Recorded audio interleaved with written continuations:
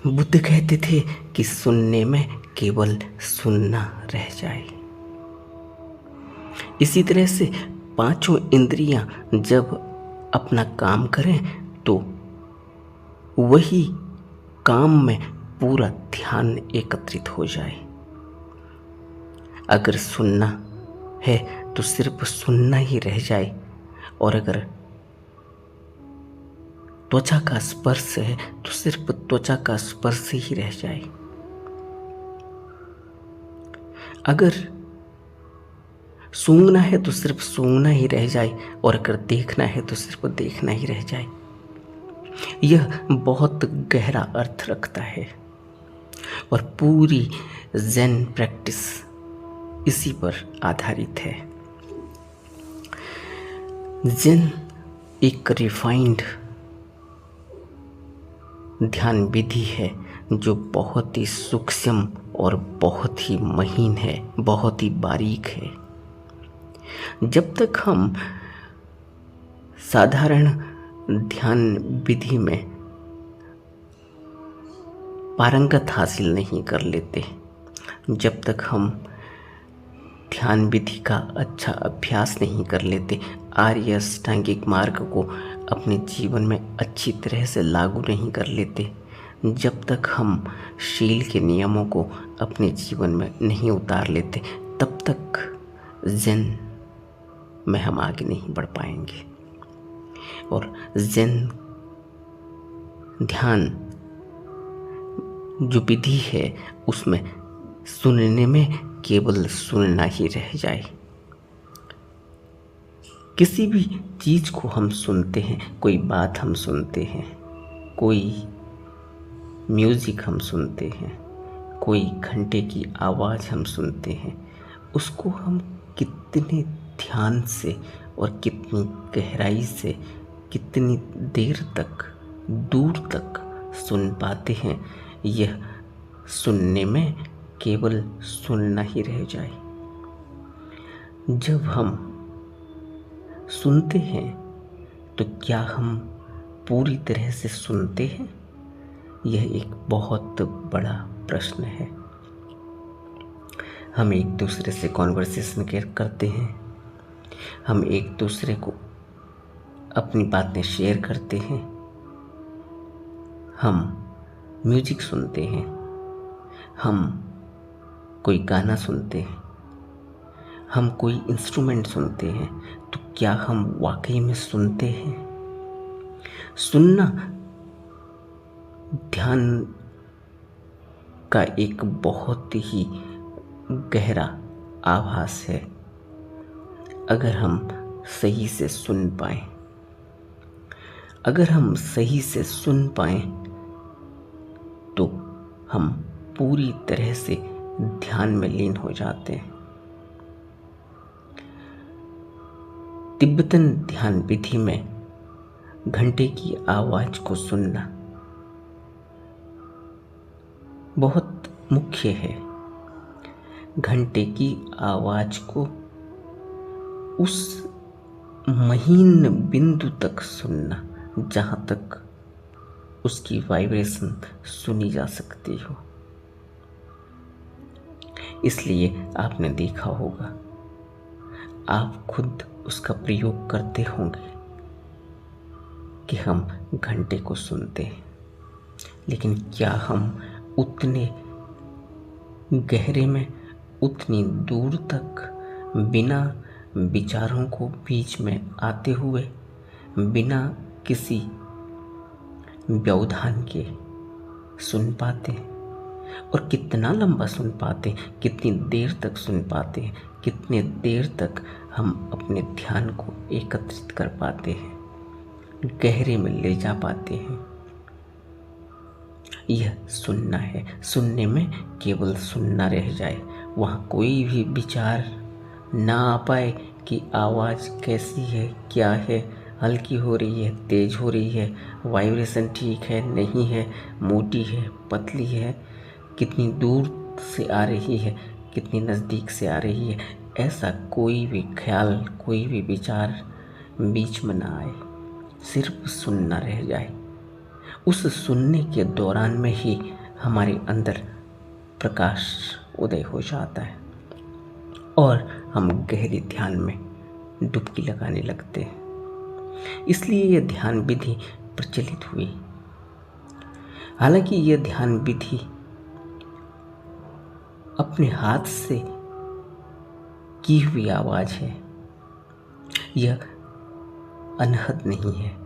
यह अनहद को सुनने से पहले अपने को तैयार करना है, क्योंकि अनहद तो कुदरती तौर पर 24 घंटे बज ही रहा है।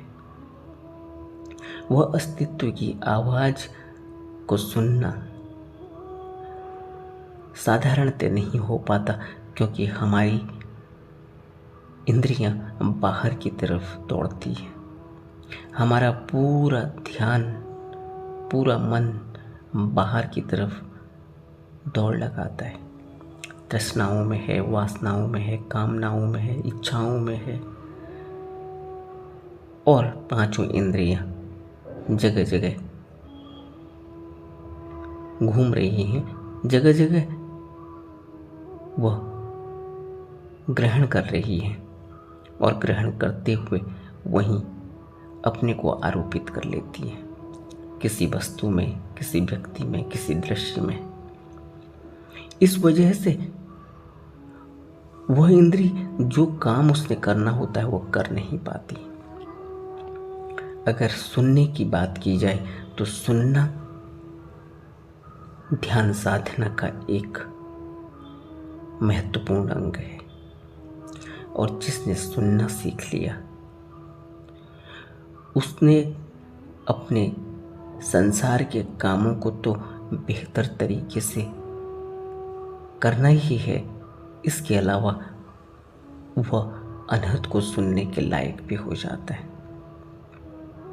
एकाग्रता की ऐसी पराकाष्ठा, ध्यान की तल्लीनता, ध्यान में शून्यता, ध्यान में गहराई सुनने से आती है।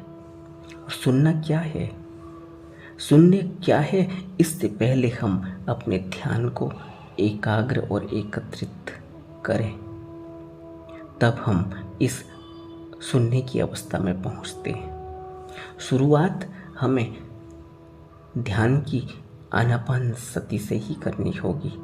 वहीं से शुरुआत है, क्योंकि वहीं से मन में स्थिरता आने वाली है, वहीं से शुरुआत होने वाली है। अगर हम आनापान स्मृति में अपनी सांस को, आती जाती सांस को देख पाएं, महसूस कर पाएं, बिना अपने विचारों को आरोपित किए हुए, बिना कोई व्यवधान के, अगर हम उसमें टिक पाएं साक्षी भाव से, तो हमारे अंदर स्थिरता पैदा होती है। और यह स्थिरता जैसे जैसे गहराई लेती जाती है, हमारे अंदर ध्यान में एकाग्रता आने लगती है। स्थिरता और एकाग्रता तभी आएगी जब बीच में विचारों का जमघट पैदा न हो। अगर विचारों का जमघट आ जाए तो फिर हम ध्यान में, साक्षी भाव में नहीं उतर पाएंगे। और एकत्रित ध्यान के जरिए ही हम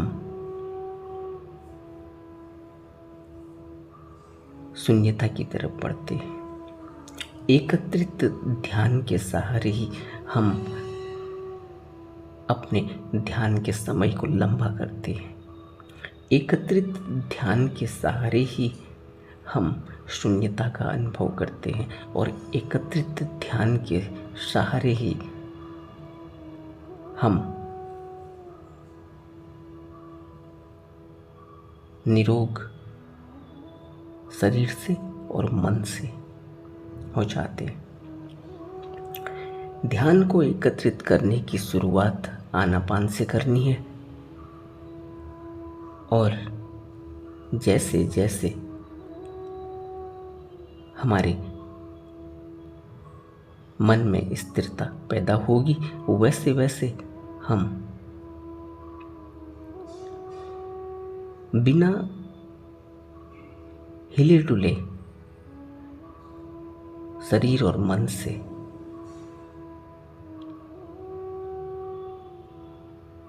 लंबा अभ्यास कर पाएंगे। और इस लंबे अभ्यास के लिए हमें थोड़ा रुक कर बैठना होगा। अब प्रश्न उठता है कि सुनना क्या है और इसका क्या फायदा है, क्या परिणाम है। दो व्यक्तियों की कॉन्वर्सेशन होती है, हम आपस में बातचीत करते हैं, लेकिन अगर विचारों का जमघट बीच में हो तो हम एक दूसरे को सुन नहीं पाते। एक व्यक्ति जो भी बात कर रहा है वह बात दूसरे के कानों में तभी पड़ेगी जब वहाँ विचार कम हो, जब वहाँ विचारों में शून्यता हो, फिर तो बात ही क्या है। लेकिन अगर विचारों में कमी भी हो तब भी थोड़ा बहुत सुनाई पड़ेगा। इसीलिए आपने देखा होगा कि बहुत बार जब व्यक्ति ओवरथिंकिंग में चला जाता है तो फिर उसका सुनना बंद हो जाता है, फिर वो दूसरे की सुनता नहीं, उसको कुछ सुनाई ही नहीं पड़ता, वह अपनी ही कहीं चला जाता है। और जब उसकी ओवरथिंकिंग पराकाष्ठा में पहुंच जाती है तो फिर वह उस ओवरथिंकिंग को बड़बड़ाने लगता है, मुंह से बड़बड़ाने लगता है, फिर तो वह किसी की सुनता भी नहीं और फिर वह अपनी कहे ही चला जाता है। उसे कोई आदमी नहीं भी मिले तब भी वह अपनी बात करता चला जाता है। यह पागलपन है। और यह नहीं सुनने की स्थिति पैदा होती है विचारों का बीच में आ जाना। विचार जब ज़्यादा चलने लगते हैं तो कान से सुनाई देना बंद हो जाता है, मनन बंद हो जाता है, चिंतन बंद हो जाता है, फिर वह रिपीट करते रहता है, फिर वो ओवरथिंकिंग में एक किसी भी घटना को लेकर उस घटना के इतने परिणाम अपने अंदर सोचता है, इतना लंबा उसको खींच लेता है और इतना उसको लिंक कर देता है कि एक बहुत बड़ा विचारों का जमघट खड़ा हो जाता है। फिर उसको कुछ भी सुनाई नहीं पड़ता, फिर उसकी प्रोसेसिंग रुक जाती है। इसलिए अगर दो व्यक्ति आपस में कॉन्वर्सेशन कर रहे हों तो यह बेहतर है कि दोनों की सुनने की क्षमता अच्छी हो, तब वह अपनी बात रख पाएंगे, तब वह दूसरे की बात को सुन भी पाएंगे। लेकिन अगर एक की भी सुनने की क्षमता नहीं है तो फिर बात कही नहीं जा सकती, फिर कॉन्वर्सेशन हो नहीं सकता, फिर कम्युनिकेशन हो नहीं सकता। कम्युनिकेशन के लिए हमें सुनने की अच्छी आदत होनी चाहिए, हमें सुनना आना चाहिए और सुनना आने के लिए अपने विचारों पर नियंत्रण होना चाहिए। दूसरी बात यह है कि जब हम सुनना सीखते हैं तो बुद्धिज्म में, बौद्ध धर्म में घंटी का प्रयोग किया जाता है। उस घंटी के जरिए हम उस घंटी की आवाज़ को, उसकी वाइब्रेशन को दूर तक सुनते हैं, लंबा सुनते हैं, कॉन्सेंट्रेट होके सुनते हैं। अपने समस्त विचारों को एक किनारे करते हुए उस वाइब्रेशन को हम कितना लंबा सुन सकते हैं, उससे हमारी ध्यान की स्थिरता और ध्यान की एकाग्रता का पता चलता है, गहराई का पता चलता है। और यह प्रैक्टिस रोज रोज करते रहने से हमारे अंदर सुनने की क्षमता विकसित हो जाती है, शांति आती है, मन में स्थिरता आती है और ध्यान में मन लगता है। इसीलिए ध्यान की शुरुआत और ध्यान के अंत में घंटी बजाने की प्रथा है। सुनना, गहराई में सुनना और बिना विचारों को बीच में लाए हुए सुनना, इसी से हमारे ध्यान का पता चलता है कि हमारे ध्यान में कितनी गहराई है। और यह सुनना ही एक गुरु इसी तरह से शिष्य को अंदर से सुन लेता है। पहले तो आपस में कॉन्वर्सेशन होती है, बाहर से सुनता है, लेकिन जितनी स्थिरता उसके अंदर आ जाएगी, वह फिर मनुष्य के अंदर, सामने वाले के अंदर उठ रहे विचारों को भी पकड़ने लगता है, सुनने लगता है। यह एक ऐसा रहस्य है जिसको व्यक्त नहीं किया जा सकता। यह अनुभव की बात है, क्योंकि जैसे जैसे अनुभव उतरेगा गहराई से सुनने का, जब तक जैसे जैसे ध्यान में गहराई आएगी और शून्यता आएगी, विचार रुके हुए होंगे, तो विचार रुके हुए में सिर्फ उस व्यक्ति द्वारा कही गई बात ही सुनने में नहीं आती, बल्कि उसके द्वारा कही गई बात की तीव्रता कितनी है, उसमें नकारात्मकता कितनी है, उसमें सकारात्मकता कितनी है, उसमें गहराई कितनी है, वह कितनी उथली है, वह कितनी झूठी है, वह कितनी सच्ची है, वह कितनी बनावटी है, वह कितनी इधर उधर से सुनी हुई है, या वह उसका अपना निजी अनुभव है, व्यक्तिगत है या सार्वजनिक है। यह सब कुछ ही हमें पता चलता है अगर हम सुनना सीख लें। और सुनना नहीं सीखने के कारण ही इस संसार में बड़ा उपद्रव होता है। एक व्यक्ति दूसरे व्यक्ति को कम्युनिकेट नहीं कर पाता, जिसकी वजह से घरों में झगड़े हैं, कलह कलेश है, रिश्ते टूट रहे हैं, परिवार टूट रहे हैं, परिवार बिखर रहे हैं, कोर्ट केस, तलाक, यह सब कुछ ही कम्युनिकेशन का नहीं होना है। और कम्युनिकेशन नहीं होने का कारण है कि दोनों में से कोई भी व्यक्ति ध्यान में नहीं है। जितना ध्यान कम होता चला जाएगा, जितना विचारों का जमघट बढ़ता चला जाएगा, जितना व्यक्ति का मन बाहर इंद्रियों और तृष्णाओं में दौड़ने लगेगा, उतना ही व्यक्ति ध्यान से दूर हो जाएगा। ध्यान के लिए एकाग्रता चाहिए, ध्यान के लिए अपने अंदर डुबकी लगाई भी होनी चाहिए, अपने अंदर बढ़ना होना चाहिए। ध्यान कहीं भी बाहर से नहीं एकत्रित होता। ध्यान के लिए अपने अंदर की तरफ बढ़ना होता है। ध्यान के लिए अपनी पांचों इंद्रियों को अंदर की तरफ मोड़ना पड़ता है, न कि बाहर की तरफ। लेकिन साधारणतया क्योंकि हमारी इंद्रियां बाहर की तरफ खुलती हैं, बाहर की तरफ रस ढूंढती हैं, बाहर की तरफ वह संज्ञा में है, बाहर की तरफ ही उनका रुझान है, इसलिए बाहर जो भी वस्तु है, जो भी व्यक्ति है, जो भी पदार्थ है, जो भी दृश्य है, वह उसी में अटक जाती है और वहीं से रस खोजती रहती है। रस खोजने के साथ साथ उनको पा लेने की जो इच्छा गहरी बलवती होने लगती है, उन इच्छाओं के पीछे फिर मन दौड़ने लगता है, बाहर ही बाहर हो जाता है।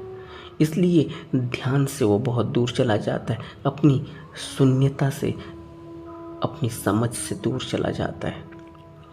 और यही कारण है कि हम सुन नहीं पाते, हम उतनी गहराई में बातों का अर्थ नहीं समझ पाते, हम उतने तरीके से, उतने एंगल से एक समस्या को, एक परेशानी को, एक बात को समझ नहीं पाते। क्यों? क्योंकि हमारा उतने तरीके से देखने का दायरा ही नहीं खुल पाता।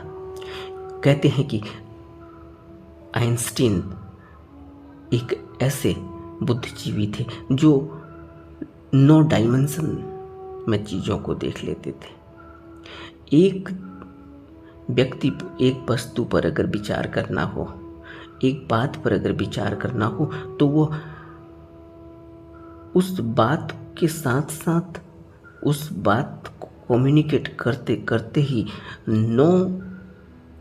कम से कम 9 तरीकों से उसका क्या हल निकल सकता है, वहां तक उनकी बुद्धि चली जाती थी। लेकिन हम कम्युनिकेट करते हैं, हम अपने विचारों को सही से व्यक्त ही नहीं कर पाते, क्योंकि हमारे अंदर उलझन इतनी है, हम इतने उलझे हुए हैं विचारों में कि हम स्पष्ट रूप से अपनी बात को रख ही नहीं पाते। और जब हम अपनी ही बात स्पष्ट रूप से नहीं रख पाते तो दूसरा व्यक्ति स्पष्ट रूप से समझेगा कैसे? जबकि सुनने का अर्थ है कि गहरे में दूसरे की बात को, दूसरे के विचारों को सुना जाए, उसमें से उसका अर्थ निकाला जाए, उसको इतनी गहराई में उस पर मनन किया जाए कि वहां से कोई हल निकले। लेकिन हकीकत यह है हमारे कम्युनिकेशन की कि हम सुन ही नहीं पाते। न तो सामने वाला अपनी बात को व्यक्त कर पा रहा है, क्योंकि वो उलझन में है, विचारों की उलझन। व्यक्त करते करते ही उसके बीच में इतने विचार आ जाते हैं कि वह खुद ही रास्ते में उलझ जाता है, कहते कहते ही भूल जाता है, सही शब्दों को रख कर कम्युनिकेट नहीं कर पाता। और अगर कम्युनिकेट करता भी है तो दूसरा जिसको वो कम्युनिकेट कर पा रहा है वो आदमी सुनने में असमर्थ है, समझने में असमर्थ है। हम उसको समझा नहीं पाते, हम उसको सुना नहीं पाते, हम उसको कॉन्फिडेंस में नहीं ले पाते। क्यों? क्योंकि उसके अंदर भी गहराई नहीं और हमारे अंदर इतनी गहराई नहीं कि हम उसको सुना पाए, समझा पाए। जब हम खुद ही नहीं सुन पाएंगे तो हम दूसरे को सुना भी कैसे पाएंगे? तो सुनने की कला विकसित करनी होती है ध्यान से, और ध्यान ही एकमात्र माध्यम है जिससे सुनने की कला विकसित होती है, क्योंकि विचार रुकता है। सुनने की कला शुरू होती है जब विचार रुकता है। सुनने की कला विकसित होती है जब हम ध्यान में रुके हुए होते हैं, स्थिर होते हैं, ठहरे हुए होते हैं, थोड़े समय के लिए ही सही। लेकिन हमने एक आदत तो बनाई, हमने ध्यान की शुरुआत तो की, हमने ध्यान करते करते एक आदत बनाई है कि हम कुछ देर रुक जाते हैं। उस रुकी हुई अवस्था में अगर हम कम्युनिकेट करें तो हम गहरे में कम्युनिकेट कर पाते, सुन पाते हैं, समझ पाते हैं, सुना पाते हैं और समझा पाते हैं। और बुद्ध कहते हैं, जैसे ये प्रश्न पूछा गया कि सुनने में केवल सुनना ही रह जाए, किसी आदमी से हम कम्युनिकेट कर रहे हैं, वह क्या कह रहा है यह हम सुन पा रहे हों, किस इंटेंसिटी में कह रहा है, क्या गहराई है उसकी बातों की, उसके शब्दों की, उसको हम सुन पाए बिना विचारों के बीच में आए हुए, तो हम उसमें ही खो जाते हैं। हम उसकी बातों में ही पूरी तरह से लीन हो जाते हैं और ये ध्यान की अवस्था ही हमें उसका हल खोजती है हमारे लिए। और सुनना गहरा करने के लिए हमें आनापान सती को, अपने साक्षी भाव को, अपनी एकाग्रता को, अपनी स्थिरता को गहरा करना होता है। बिना इसके हम नहीं समझ पाएंगे, न सुन पाएंगे। ध्यान के बिना सुना ही नहीं जा सकता। इसलिए ध्यान अनिवार्य है सुनने की कला सीखने के लिए।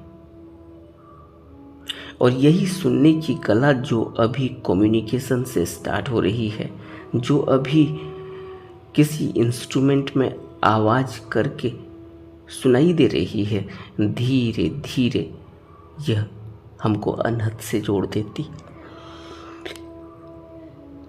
जितना हमारा ध्यान गहरा होता है, हम सुनने की कला सीख जाते हैं और सुनने की कला सीखते सीखते हम अनहद से अपना संपर्क बना लेते हैं, अनहद से जुड़ने लगते हैं। अस्तित्व की आवाज़ को अनहद कहा गया, जिससे यह पूरा अस्तित्व चल रहा है। और फिर उस अनहद की गहराई में उतरने के लिए हमें गुरु से गाइडेंस चाहिए कि कैसे हम उस अनहद की गहराइयों में उतरेंगे, क्योंकि वहाँ हमारी चेतना इतनी अवेयर और इतनी हायर रेल्म पहुंच जाती है कि वहां हमें गाइडेंस चाहिए। इसलिए जो सुनने में सुनना रह जाए, उसका अर्थ ही यही है कि कोई विचार बीच में ना आए, कोई व्यवधान न हो। व्यवधान कहाँ से होता है? पहला व्यवधान होता है हमारे अंदर, हमारे ही विचारों से। पहला व्यवधान होता है हमारी सेल्फ का, हमारे स्वार्थ का। क्योंकि अगर स्वार्थ हो तो वो जो उसके मतलब की बात है उसको सुनेगा, जो उसके मतलब की बात नहीं है, जहाँ उसका स्वार्थ सिद्ध नहीं होता वहाँ वो नहीं सुनेगा। और यही तो हो रहा है, हम जो कम्युनिकेट करते हैं, जो हम सुनना चाहते हैं वही हम सुनते हैं, और जो हम नहीं सुनना चाहते वो हम नहीं सुनते। और जब हम कम्युनिकेट करते हैं तो हम अपने स्वार्थ को आगे रख कर ही कम्युनिकेट कर रहे हैं, और दूसरा भी अपने स्वार्थ को आगे रख कर ही कम्युनिकेट कर रहा है। और बुद्ध हमें इससे अलग बात कहते हैं। वो कहते हैं कि सुनने में केवल सुनना रह जाए, यानी स्वार्थ तो कहीं है ही नहीं। इसीलिए कोई गुरु सुनता है, इसीलिए गुरु कम्युनिकेट करता है, कर पाता है, क्योंकि उसकी स्थिरता इतनी ज़्यादा है, उसकी ध्यान की गहराई इतनी ज़्यादा है कि वह गहरे में उतर जाता है, सुनते सुनते गहरे में उतर जाता है, और सब कुछ ही बिल्कुल ही क्रिस्टल क्लियर हो जाता है, बिल्कुल ही साफ हो जाता है कि क्या बात कही जा रही है, किसके लिए कही जा रही है, किस टोन में कही जा रही है, उसके परिणाम क्या होने वाले हैं, वह सब कुछ ही वो सुनने की कला से समझता है, पता लगा लेता है। सुनने की कला में सिर्फ सुनना रह जाए तो वहाँ फिर अपने और पराये में कोई भेद नहीं होता। सुनने की कला में अगर सुनना ही रह जाए तो वहाँ पर कोई अपना हित और दूसरे का हित की बात नहीं रहती। सुनने में केवल सुनना रह जाए तो हम अस्तित्व से जुड़ जाते हैं, और जैसे ही हम अनहद से जुड़ते हैं, अस्तित्व से जुड़ते हैं, तो फिर हम सत्य से जुड़ जाते हैं। जिस भी व्यक्ति ने सुनने की कला सीखी वह व्यक्ति आध्यात्म की ऊंचाइयों की तरफ बढ़ने लगा। फिर वह आर्य अष्टांगिक मार्ग को अच्छे से पालन करता है। फिर वह उसकी कथनी और करनी में कोई विरोधाभास नहीं होता। कथनी और करनी एक रहे, इसके लिए हमें अंदर से ईमानदार होना पड़ता है, अंदर से सत्य की राह पर चलना होता है, सत्य को अपने अंदर बैठाना होता है। और सत्य तभी बैठ पाएगा जब हम शांत और स्थिर मन से ध्यान करेंगे। ध्यान की गहराई में सत्य उतरता है। सत्य कोई किताबी बात नहीं है कि किताबों में हम अच्छे अच्छे उपदेशों को पढ़ लें और सुन लें और फिर सत्य हमारे अंदर बैठ जाएगा। सत्य के लिए अभ्यास करना होता है, मेहनत करनी होती है और विनयों का पालन करना होता है, शील के नियमों का पालन करना होता है, आर्य अष्टांगिक मार्ग को जीवन में उतारना होता है। तब स्वार्थ से हम ऊपर उठते हैं, तब हमें सुनाई पड़ता है। नहीं तो जो भी सुनाई पड़ेगा वो अपने हित के लिए होगा, तभी सुनाई पड़ेगा। जो बात अपने हित के लिए नहीं वो सुनाई नहीं पड़ती। नमो बुद्धाय।